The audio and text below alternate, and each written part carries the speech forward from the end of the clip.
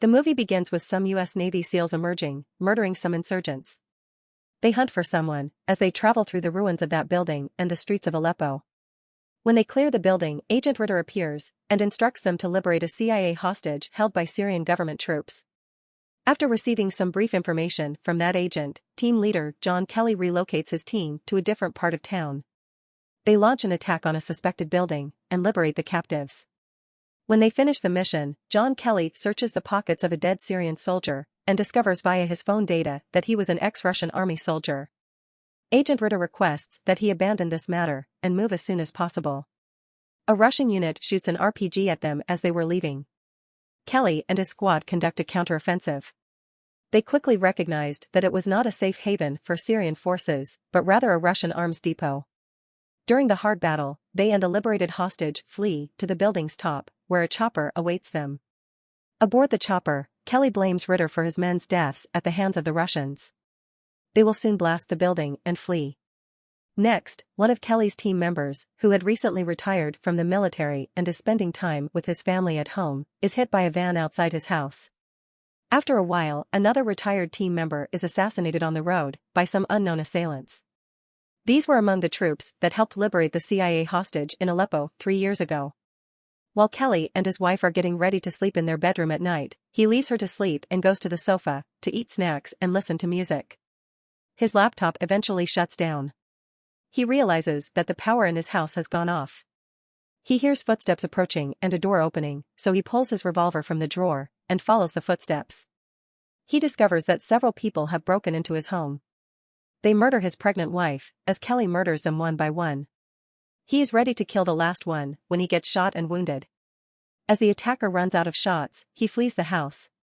Kelly crawls inside his bedroom to see his wife, but she is no longer alive. He is being brought to the hospital. After a while, he finally wakes up. His Navy SEAL captain, Karen Greer, pays him a visit and informs him of the murders of his wife and 2 former SEAL comrades. She also informs him of the security measures in place for the remaining SEAL team members.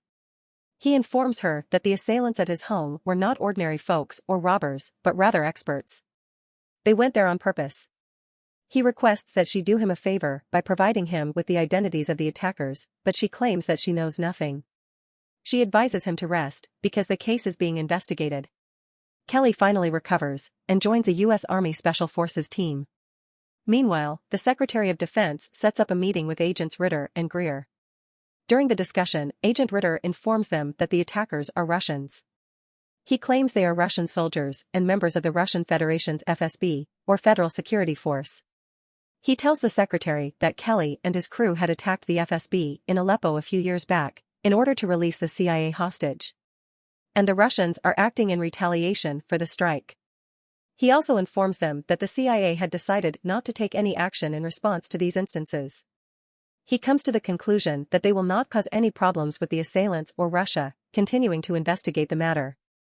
Karen returns to Kelly after some time has passed, and informs him that they are the Russians who murdered his wife and pals. She also informs him that the CIA will halt the probe. She does him the courtesy of providing him with the files of their passport facilitators in the United States. Andre is the one who assisted them in entering the United States.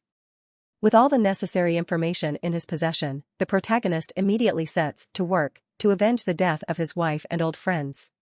Next, Kelly walks to Andre's office while pretending to be inebriated. Andre's security stops him and sends him away. Eventually, the protagonist returns to his pickup and decides to pursue them with his car. On the highway, he chases Andre's car and collides with him at the turn. He blocks his car in such a way that Andre can't get out of the car. He sets fire to his car and gets into it.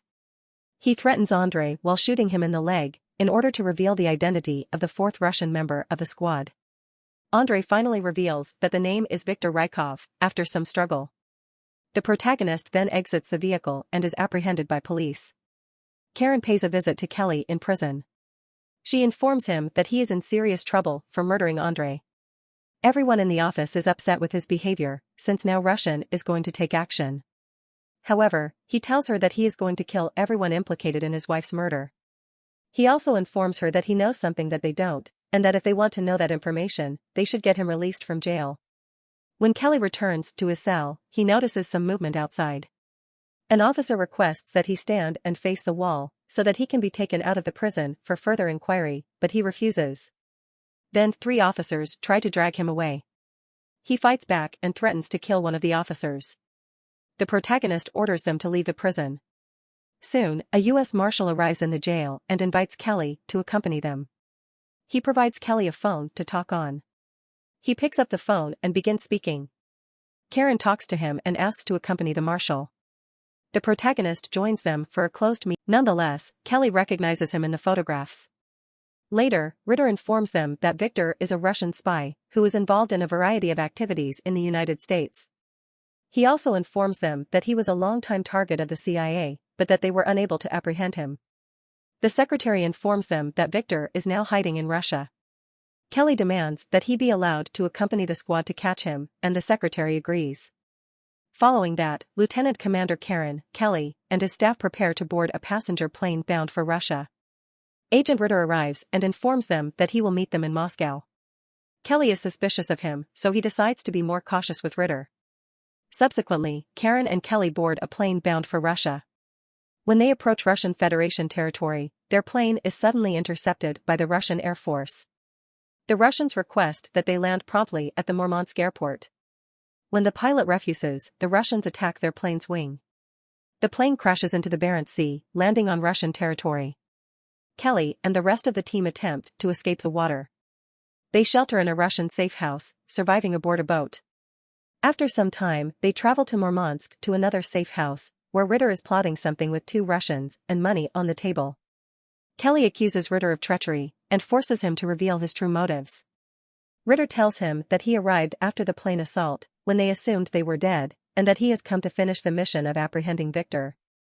He also informs him that he hired those 2 Russians to guide them to Victor. Kelly is about to shoot while choking him. Karen arrives and begs him not to lose his cool. The protagonist manages to control his emotions, and eventually spares Ritter's life. Agent Ritter then leads them to Victor's flat. Kelly arrives to discover Victor's bodyguards already dead. He notices Victor, who is dressed in a suicide jacket, waiting for them. Victor greets Kelly, and informs that he knew that the protagonist and his men were on their way to Russia to kill him. Victor assures him that he was not the one who planned to kill Kelly and his pregnant wife. Kelly keeps listening, and Victor claims that he and Kelly are in the same boat, and that someone led them here to murder themselves. Kelly then asks him to listen to him, but he pushes the button and blows himself up. A sniper shoots Dallas, one of Kelly's squad members, after the explosion. They are having difficulty locating the sniper. Soon, they figure it out in some way and kill him. However, in the meantime, another sniper begins to fire on them. Karen and Kelly eventually track down the enemies and murder them in action. Meanwhile, Russian police and military have encircled the residential complex. Kelly directs his troops to run through the back of the building as he turns to face the cops on the rooftop. He detonates a device, killing many police officers, while his men successfully flee the apartment building in a van. Kelly keeps enemies busy with him while others escape. He also fights the military men who are coming to capture him on the apartment stairs. The protagonist eventually escapes as well, disguising himself as a Russian army troop with a tear gas mask on his face. Next, he arrives at the coordinates in a Russian vehicle. Karen greets him and drives him to a boat. He swiftly departs Russia with his remaining team members, Karen and Ritter. Kelly questions Agent Ritter on the boat about Victor and his employment at the CIA. Ritter tells him about his career. He also instructs him to carry a money bag on the boat and vanish somewhere in the world. He promises to report him dead in the operation to the CIA office. Kelly thanks him and apologizes for previously mistaking him as a traitor. After some time, when Secretary Clay was in a restaurant's restroom, the protagonist appears.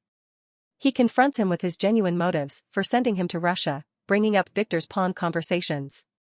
The protagonist kidnaps him in his car when he can't answer. Kelly threatens to kill his family if he does not reveal the truth. Secretary Clay finally explains why he assigned him to this task. He goes on to imply that US-Russian connections should be limited in order to help the economy.